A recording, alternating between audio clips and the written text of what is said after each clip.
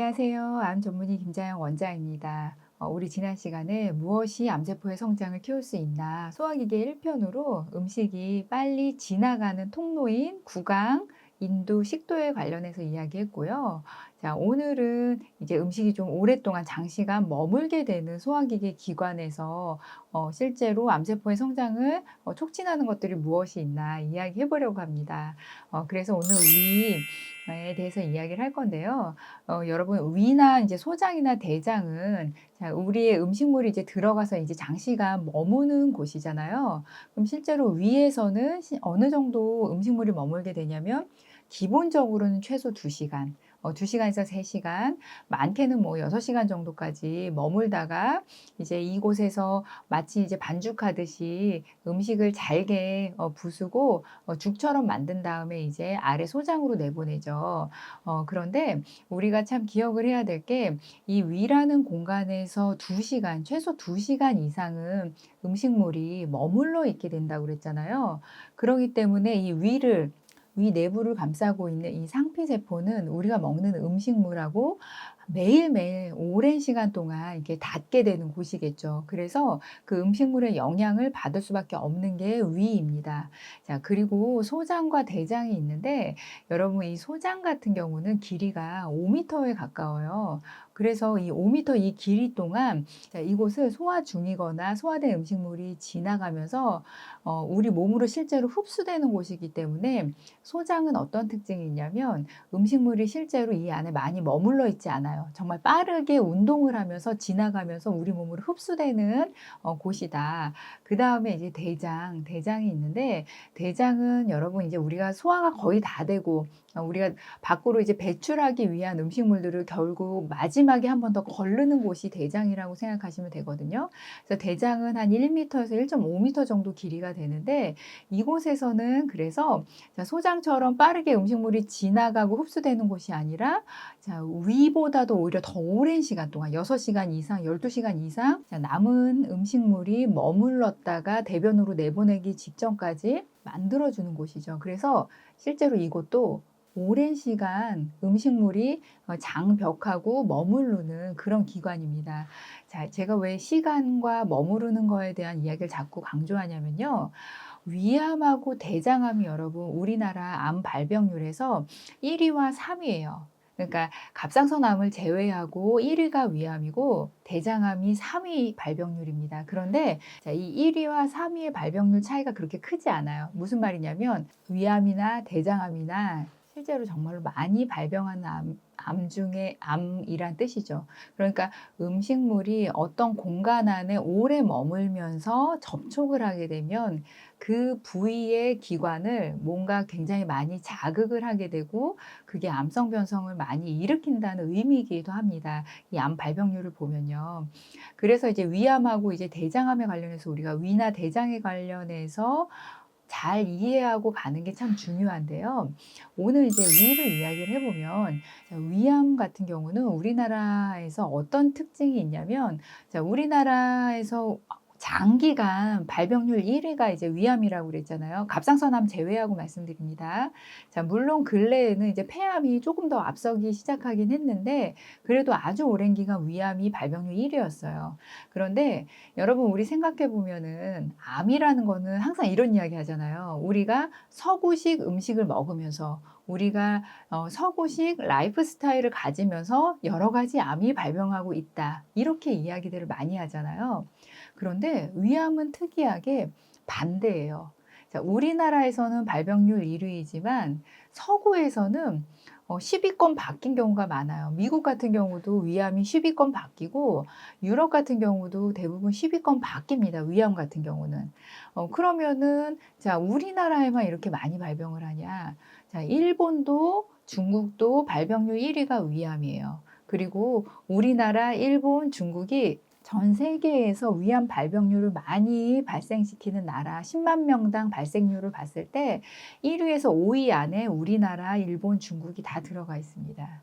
자, 그렇다면은 자, 서양에서 먹는 음식이나 라이프 스타일하고 다르게 우리나라만이 그다음에 우리나라나 일본이나 중국이 뭔가 다르게 먹는 음식이 위암하고 관련이 많다는 거를 우리가 역학적으로 유추할 수밖에 없는 상황이죠. 그리고 자, 일본보다도 우리나라가 더 많다는 거는 일본보다도 우리가 뭔가 더 하고 있는 게 뭔지 한번 생각해 볼 만하거든요. 그래서 여러분들이 이제 많이 듣게 되는 이야기가 위암 같은 경우는 짠 음식을 많이 먹어서 생긴다. 소금이 문제다라는 이야기 많이 이제 듣고 계시잖아요. 그래서 자, 암이 걸리면은 소금, 자, 짠 음식 덜 드시는 거는 이제 암 환자분들이 많이 생활화는 되어 있으실 거예요. 그런데 실제로 소금에 관련해서 궁금한 게 참 많으시죠. 진짜로 이 소금이 암을 일으킬까? 어떤 분들은 소금이 약이 된다고도 하는데, 그래서 이제 궁금해 하시는 분들이 많은데, 이 암 발병률, 위암 발병률을 보면은 우리나라나 일본이나 중국에서 이렇게 많이 걸린다는 거는 우리가 소금에 관련해서 서구랑 다르게 접근해야 되는 게 있습니다. 그게 뭐냐면 바로 국물 요리예요, 국물 요리. 자, 왜냐면 여러분들 생각해 보면 우리 요리하다 보면요. 국물 간 맞추려고 이제 소금 넣잖아요. 그러면 어느 정도 양을 많이 넣지 않으면은 짠맛이 안 나요. 그래서 처음에는 많이 넣어야 돼요. 그래서 몇 숟갈 넣어서 그 짠맛 맞추다가 보면은 어느 순간 딱 되면 그때서부터 짠맛이 나거든요. 그래서 우리가 사실 입에서 짠맛이 나기까지는 국물 요리에는 소금이 많이 들어갑니다. 그리고 또 여러분, 자, 우리가 국물 요리를 대부분 뜨겁게 먹잖아요. 자, 뜨거운 음식은 짠맛을 또 감소시키죠. 그래서 짠지 모르고 먹는 경우가 많아요.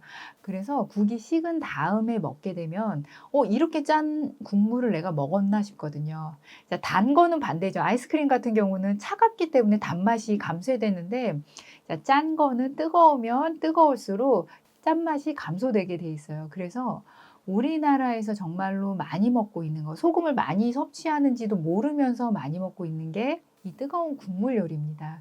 그리고 우리가 국물 한 그릇 큰 탕으로 단품으로도 많이 먹잖아요. 그래서 국물 다 마시는 경우가 많죠. 근데 국물에는 소금이 희석되어 있기 때문에 실제로 내가 소금을 많이 먹는다는 생각을 못하고 먹는 경우들이 많아요.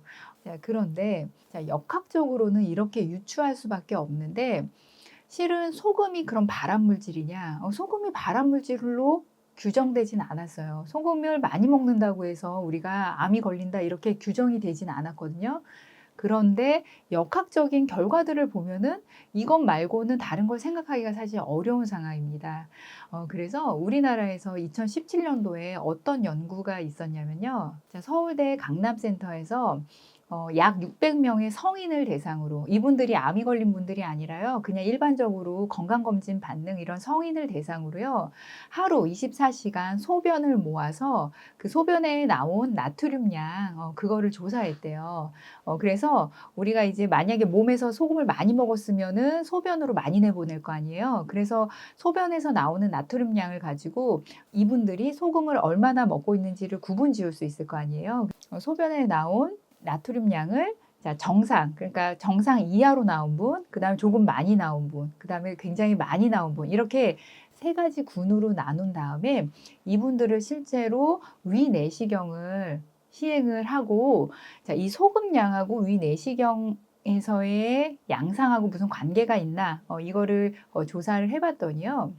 24시간 소변을 모았다는 거는 이분들이 예를 들어 일반적으로 먹는 그 음식들을 먹었을 때 나트륨 양을 얼마나 섭취하나를 일반적인 거를 이제 보는 거잖아요. 그래서 적게 먹는 분, 중간, 그다음에 많이 먹는 분 이렇게 나눴을 때 이 결과가 어떻게 나왔냐면 나트륨 양이 정상 이하로 나오신 분들보다요. 나트륨 양이 가장 많이 나온 군, 그 세 번째 군의 위내시경 결과가 위축성 위염을 동반한 장상피 화생 변화가 2.9배가 더 높았다고 합니다.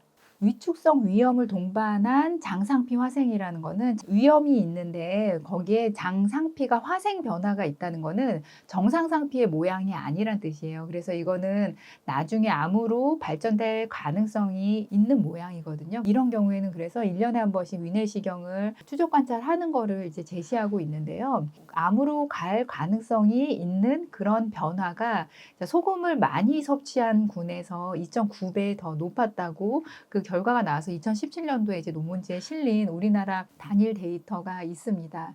자, 이 연구 결과에서도 사실은 우리가 이제 소금을 가지고 소금이 진짜로 암을 일으킨다 이렇게 이야기는 할 수는 없는데 여러 가지 역학 결과와 소금 양과 위 내시경 결과를 유추했을 때 아마도 소금이 위의 상피세포의 변화에 영향을 줄 수 있다라고 우리가 유추는 할 수는 있는 거예요.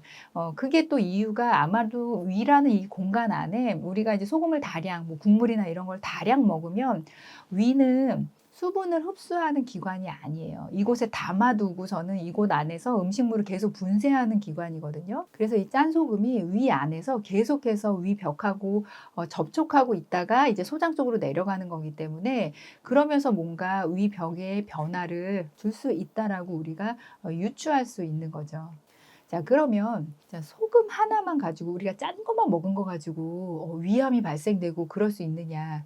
그러기보다는요, 실은요. 만약에 어떤 분이 짠 국물도 많이 드시는데 담배도 피우고 술도 마시고 거기에 회사 생활에서 스트레스 엄청 많이 받는 상황에 그분이 놓여 있을 때 모든 것이 시너지 역할을 일으키면서 위 상피세포를 망가뜨리는 거예요. 자, 제가 지난 시간에 스트레스 이야기 그때도 했는데 위벽 같은 경우도요. 스트레스를 받으면은 그 위 상피세포에 있는 점막이 다 얇아진대요. 그렇기 때문에 뭔가 상처가 나기 쉽고 그런 상황에서 짠 국물이 자꾸 들어오고 담배 들어오고 술 들어오고 이러면은 위벽을 망가뜨리게 되고 자, 위벽이 손상이 되면 그 손상된 벽을 채우느라고 세포 분열이 빨리 일어나게 되고 그러다 보면은 제대로 된 상피세포가 아니라 이상한 상피세포가 만들어지기 시작하는 겁니다. 우리 미토TV 시청자 여러분들은 아마 지금 이제 술, 담배 하시는 분들은 안 계실 테니까 음식 드실 때 조심할 게 국물 요리일 겁니다. 뜨거운 국물 드시는 거 그때는 정말로 몇 숟갈 떠서 드시는 정도로만 하셔야 되고 왜냐하면 뜨거운 거는 짠맛 잘 못 느낀다고 그랬잖아요. 그래서 더 조심하셔야 되고 국물을 드실 때는 탕처럼 크게 단품 요리 그렇게 드시지 마시고 탕으로 시킬지라도 여러분들이 드실 때는 밥 따로 그다음에 국물도 밥그릇만한 그런 사이즈에다가 덜어서 몇 숟갈 떠서 드시는 그런 습관을 자꾸 들이셔야 될 것 같아요. 나도 모르게 국물을 마셨을 때는 소금을 굉장히 많이 섭취하게 된다. 이걸 기억하시면 될 것 같습니다. 그런데 여기에 제가 다시 한번 말씀드리면 너무너무 중요한 게 사실은 또 스트레스예요. 스트레스가 위벽을 가장 얇게 만들거든요. 그래서 여러분들 사실은 암 진단받고 그거 자체가 굉장히 큰 스트레스잖아요.